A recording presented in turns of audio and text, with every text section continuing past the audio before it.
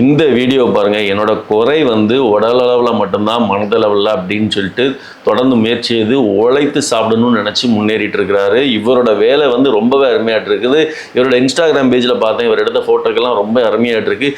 இந்த மாதிரியான நபர்களுக்கு தான் நம்ம தொடர்ந்து சப்போர்ட் செய்யணும், இவங்களுக்கு நிறைய வாய்ப்பை வழங்கணும் அப்படிங்கிறது தான் என்னோட வேண்டுகோள். அதே சமயத்தில் நிறைய இன்ஃப்ளூயன்சர் அப்படின்னு சொல்லிட்டு சமீபத்தில் கூட கேரளாவில் வந்து கணவன் மனைவியோட அந்தரங்க வீடியோக்களை வெளியிட்டு ரொம்பவே ஃபேமஸ் அடைஞ்சாங்க, நிறைய பணமும் சம்பாதிச்சாங்க.